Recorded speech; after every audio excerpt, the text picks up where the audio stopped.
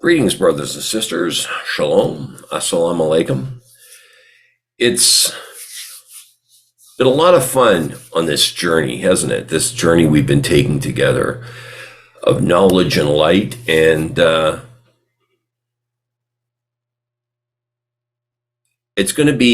going to have a little more fun, shall we say, in today's segment of Points of Light Radio, because we are going to be shedding a little bit of light on an organization that is not only fun, I guarantee you've never heard of it. And that organization is called E Clampus Vitus. I hope I said that properly.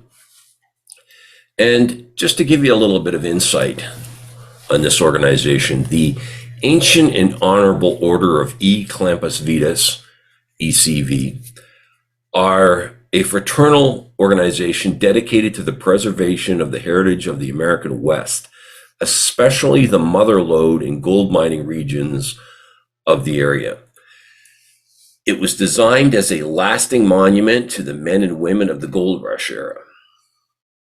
Now, the history of E Clampus Vitus, or clampers as they like to call themselves, and I'm going to call them that from now on in, but the history of the clampers is steeped in mythology.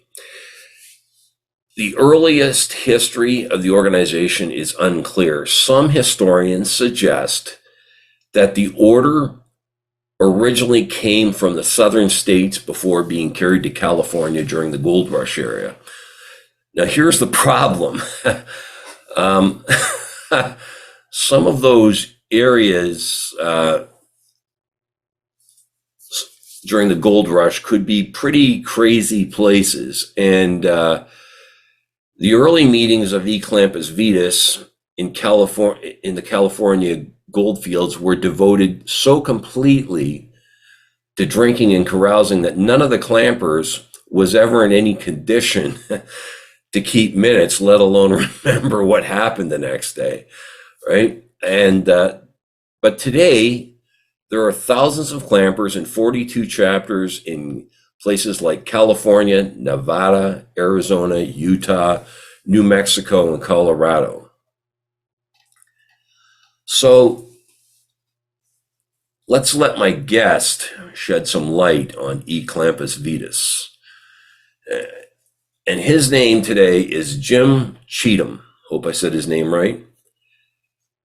And he goes by his clamper nickname or handle, and that is Jethro. Jethro is the ex-noble grand humbug of the Meek Stewart number 10 chapter of E Clampus Vitus. So let's go talk to Jethro. But as I always ask you,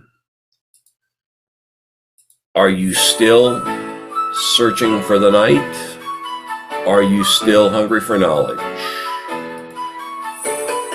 Then just trim your lamp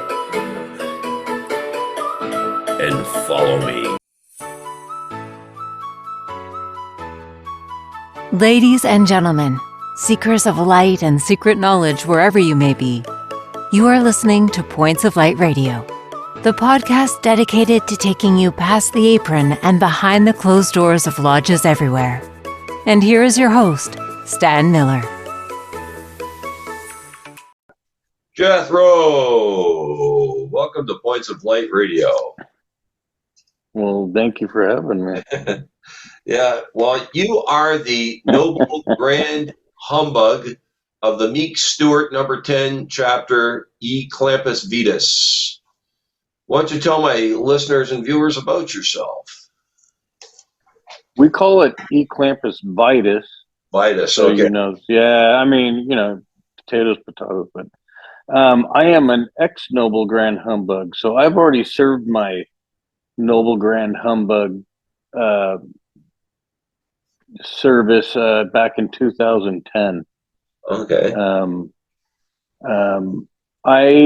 I started in 1992. I was brought in by some friends. We were going to go camping. They forgot to leave the L in there. I ended up going up to the Grass Valley, Nevada City, California region, where they all my buddies were already in. So I showed up, and I got kind of schooled on my way up there what was going down. And then next thing I know, I'm in what's called our initiation. And we I went through the initiation. I passed with flying colors. We got to have a few libations at the end, and went into town and partied afterward.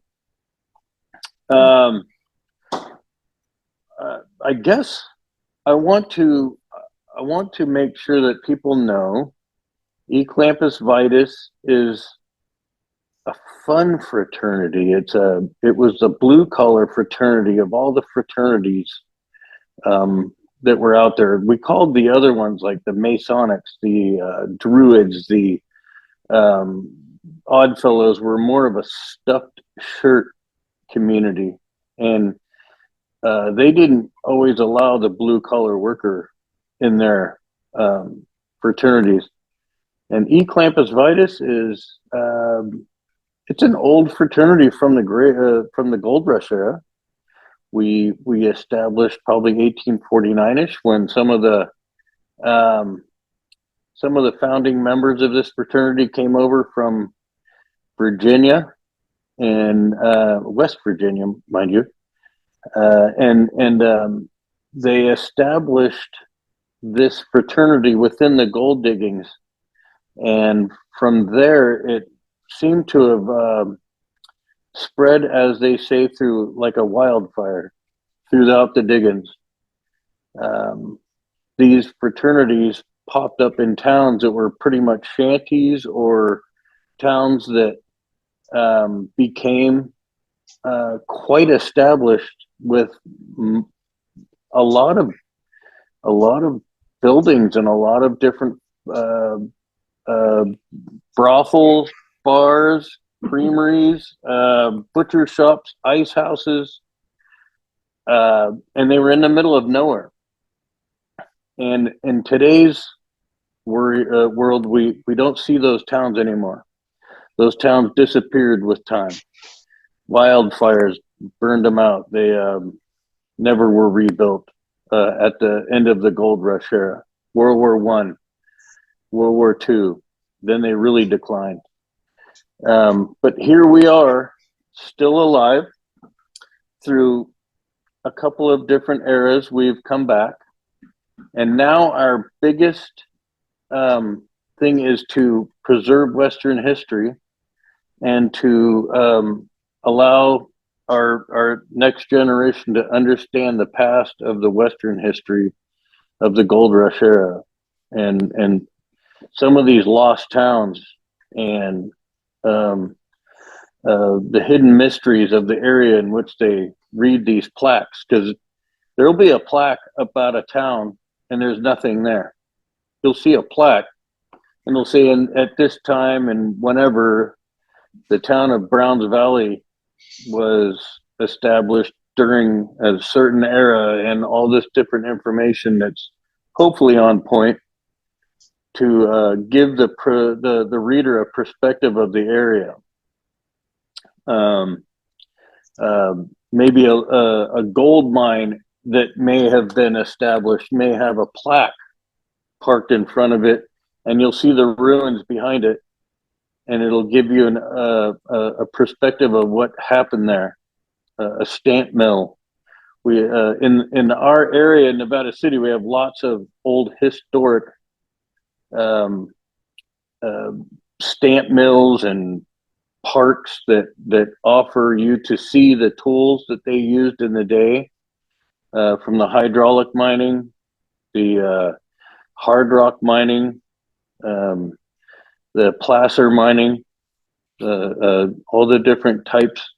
All those different types of mining evolved in the area in which I'm a member of, and throughout the diggings and stuff. Well, the one thing I wanted to ask you as well, though, like you say, you were the ex-Noble Grand Humbug. Like, what would you do as a Grand ex noble grand, like the noble Grand Humbug? What would your duties have been? Um, well, I had an extraordinary year in 2010.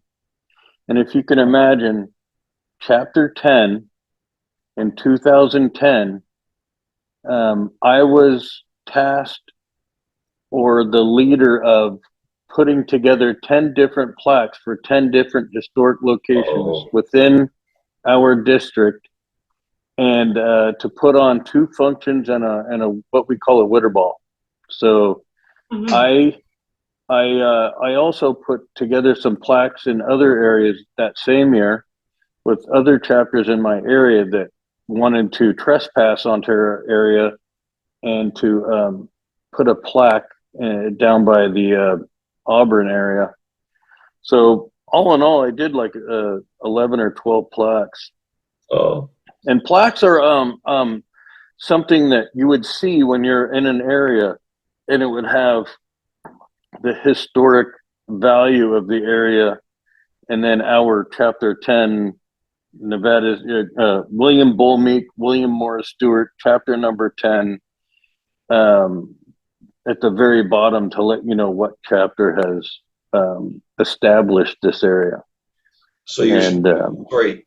Is it Meek Stewart or what? Let me give you the after? full blessing of the name, but it used to be it over time it's evolved, and I can Okay. go into a great history of the evolving situation of this chapter. But just like any fraternity, when two chapters migrate together, Oh, they rename it. And then so in 1962 or three, the William Bull Meek chapter absorbed the William Morris Stewart chapter, which was a oh, chapter in a very close area. So now, and today, we call it the William Bull Meek, William Morris Stewart, chapter 10 in Nevada City, California. okay. And So it's, now you better send me the full chat so I can, for my listeners and viewers, you better send me the full name of it there on we'll so that way we can introduce it properly when we publish this. But the now you say you're Nevada, California. yes. Where is that? I've never. It's in the foothills of the Sierra Nevada foothills, Oh, okay, off of Highway 49, kind of like below Truckee, California. okay. So you got Truckee. This is just one of the main points within the Northern Gold Mine Area District. Plus, there are many chapters up in that area that are just as valuable in the gold rush area as our chapter. But we have a very well established E Clampus Vitus stronghold from the earlier era of E Clampus Vitus. Now, Um, what's the makeup of your chapter, though? Like you're saying, you're trying to pass this along to the youngsters. What's the makeup of it? Young, old, men, women? oh, it's very. Oh no, there's no women in our chapter. Okay. Um, in our E Are there Clampus, but women in the no, clappers? no, it's still a male fraternity. It's pretty established as an exclusive male fraternity where um, no women are involved in our initiation process or our secret signs, passwords, and they don't make up our chapter, but we call them our witters. So they Oh, are a support system, of course, but there are no women clampers. okay. What about your chapter though? Is it young, old? It's both. It Just a varies. little bit of both. That's There's good. a there's an older generation because I mean, like I said, this has been going on since the 30s. So this latest evolving E Clampus Vitus structure as we know it was reestablished in 1936, I think it was. Don't quote me on that, but it That's was fine. very close to around there. In San Francisco, they found a couple of guys remembered hearing about the older version of E Clampus Vitus and wanted to reestablish it. And they found a gentleman who was an old ex-NGH from a chapter back in the older days, and he was in his 90s, and so they absorbed his information, and with that they tried to recreate the E Clampus Vitus of the earlier years, and using their signs, passwords, their rituals, and then from there in San Francisco, they started making all these new chapters again. Good. And we have about 50 chapters almost, if I'm not mistaken, just about at this time. And a couple more are on their way. So in the last 10 or 15 years, we've absorbed or added maybe 15 to 20 new chapters. Some got disbanded for reasons of necessity, I guess, but and then all of a sudden some kind of fizzle out where the membership is very poor and they don't have anybody to run it, so it just sort of gets absorbed by another chapter.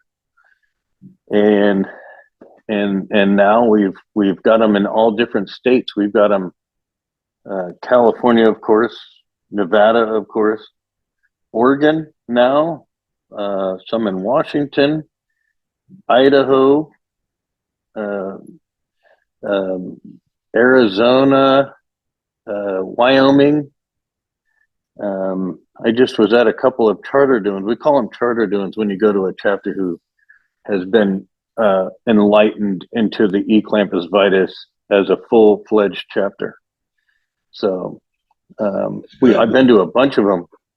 What about like expanding it even further? Like, for instance, in Alaska or even here in Canada, we had the Yukon, we had a gold rush there as well. Yeah, I'm not saying that they wouldn't ever do that. I just don't know that E Clampus Vitus had migrated all the way up there. Oh. So it's kind of like it came in on the 1849 gold rush in California, and then it sort of blended into Nevada.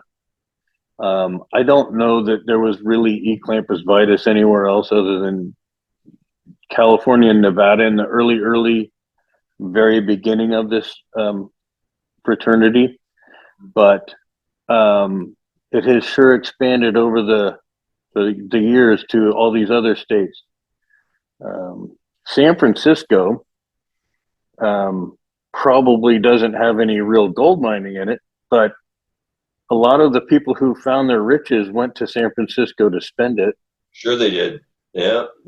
So then, we involved, you can involve that area as part of the gold rush because it was a point of interest for all the people to land there and abandon their ship and run to the gold fields. So once upon a time in the San Francisco Bay, there was nothing but a fleet of wooden ships abandoned and in disarray. And there is some still out there, and some were turned into bars and stuff like that. Oh, wow. In San Francisco. There's a very strong history there, and I don't know, I wouldn't be a speaking master on that particular subject, but there are other peoples in the YB1 chapter that probably would be better to speak with about that particular history. Well, now you talked about initiations and stuff, rituals. Does the Clampers have a degree system? What are their names, if they do? I could share that. Now we call them. We have the main officers, but there's without having the list in front of me, it's going to be a little tough to be spot on. But we have what's called the damn fool doorkeeper, and that's essentially the sergeant at arms. Okay. We have a hangman, The Oh, hangman's duties are to establish the ritual of the what would you want to call it? The hazing part of it, or the initiation. I'd like yeah, to say initiation rather than hazing, yeah. because hazing's illegal. But the the initiation is where we break them down and build them back up and let them, and to see if there's somebody we would like to have within our group. Because if they're going to break down and cry and be weak, then we don't want them to be a part of us. But if they can handle some adult foolery, then we'll let them in. So that's the hangman. Then we have the first vice and the second vice noble grand humbugs.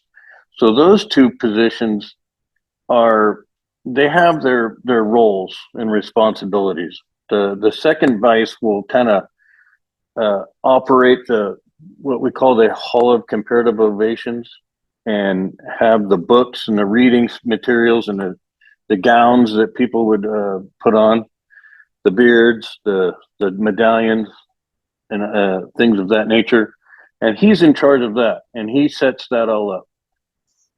The first vice is kind of like the assistant chief, you know what I mean? He's the one who is at the call of the humbug, and we call that person a noble grand humbug. A current acting manager of the chapter is the noble grand humbug. Okay. And when you've done that job and you've done it satisfactorily, you can move on to what's called, where I'm at, is the ex-noble grand humbug. Okay. And I've also moved on to our chapter as one of the clan patriarchs of the chapter forever, as long as I'm alive, for my as much as I've contributed to the chapter. And in our chapter, so let me back up a little bit. Each chapter operates in a different way. Not all of them abide by the same rules of engagement. Some of them have different traditions than others. Our tradition is we have like two people, me and one other ex-humbug, that are the clan patriarchs of the chapter. But not to be confusing, when you are a noble grand humbug and you pass the staff to the next guy, you become a clan patriarch of the chapter for that year.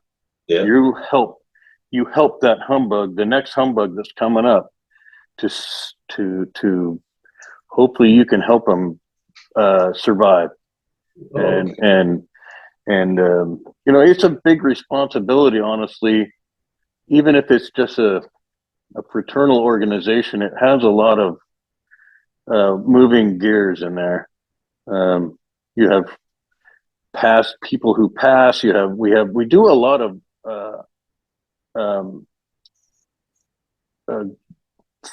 public work. We give money to Toys for Tots, food banks. We jump in other volunteer roles. We have the what's called the Malakoff Diggins State Historic Park, which is a very historic California location.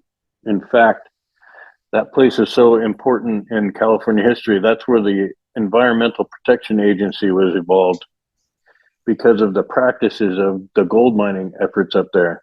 They would wash hillsides down where ancient riverbeds had lifted up over the years and up into the hills, and they would eradicate the hills with water, and the sediments would go into the town and flood the town. And so the Environmental Protection Agency was established out of that particular location. So you've been in this for over 20 years, you say? 30. 30. Wow. So what are you most I began in 1992, May of 92. what are you most proud of your time in the in the Clampers? I would say there's two. Okay. Being being a 30-year member is pretty established. I think that's pretty cool. But my 10-10-10 year, it was quite the chapter 10. It's probably the one event in E Clampus Vitus that's recorded that had that many plaques dedicated in one day. Wow. While it didn't take one day to put them all together, there was 10 plaques dedicated in one single day, and it was a huge party. You would have been impressed with the amount of people that showed up for this particular event, and that's my probably one of my most proudest moments. But then having a successful Humbug year was without a doubt a third very strong moment of my time in there. And then I have the pleasure of being offered the Patriarch status of the chapter. That to me is above and beyond. So what do you think? What do you feel that the Clampers have done for you? What do you feel? They've accepted me. They apparently, I mean, you could go somewhere and get kind of rejected. I feel accepted, and I have gained 2,000 friends in there. I mean, I'm very well known in there. I know people that I don't even know. So I have had the opportunity to put myself out there in such a way that I don't know. I mean, I must admit, I'm not tooting my own horn or anything, but a lot of people know who I am if they hear my nickname. They may not know Jim Cheatham. Yeah. They certainly know who the heck Jethro is. Well, what do you feel the Clampers could offer those who are thinking of joining? A sense of belong. I mean, we make it a point to put it out there to our, you have to have a sponsor, all right? And your sponsor is the one who's responsible for bringing in a good person, not just a dirtbag, some drug addict or a baby raper or something. We want quality people who are very much interested in the history of the Western sense and just history in general. While we are known as a wild drinking group or whatever, that may be somewhat part of it, but the real true belong is the history of the Western United States and the Gold Rush era, and just being a person of historical interest in general. That's our most important aspect. And we hope that if one of our sponsors is to bring somebody in, that they have that in mind. It ain't always the case, but that person, somebody with time to devote to helping out the chapter, you're going to have your members who just show up for the party and leave. It's still important to find people who are willing to put the effort in, such as I did and some of the other members of my chapter, where they're the backbone of it. And those are the people we really want. Well, Jethro, this just sounds like an absolutely interesting organization. And I appreciate you appearing here on Points of Light Radio today. All the best to you and your chapter and the Clampers, sir. All right. Well, thank you for having me. Jethro, brothers and sisters. You know what I love best about this segment more than anything else that I've heard is the fact that I have been trying to feature this particular organization for over a year. Gradually, in this last little while, my persistence is paying off. right? I'm actually featuring organizations that I've been trying to connect with for over a year. And I have been wanting to feature E Clampus Vitus for over a year. That's right, E Clampus Vitus. I got it wrong in the introduction, I'll admit that. But yes, I've been trying to feature them since I started Points of Light Radio, and this has been wonderful. My persistence, like I keep saying, is paying off. Now, some observations that I took away from this particular segment. First of all, had you ever heard of E Clampus Vitus? Now you have, right? And you have that alternative, and I'll get back to that. Right? Second of all, there's even more chapters than I thought, okay? In places that I didn't even mention in the introduction, if I remember correctly, right? And what I love best, the goals of the Clampers, one of their big goals is to preserve history. And that, their goals line up with mine, preserving that history of fraternalism. They want to preserve the history of the gold rush, right?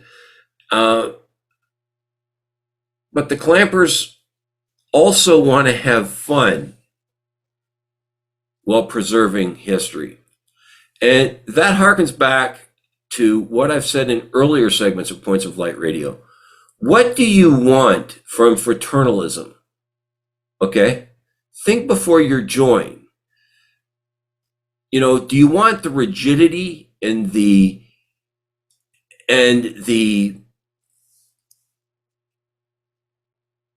all of the pomp and ceremony, shall we say, and dress codes of some of the other fraternal orders? Or does an organization such as the Clampers, that's a little bit more laid back, suit you, right? You can still do a tremendous amount of good work in this organization, and they're doing it. They really are, right? So, as I keep saying, think before you join, right? Do you want all that regimentation, or do you want something that's a little more laid back? And this is a prime example, like I keep saying, where you can do a lot of good work and still be a little more laid back, right?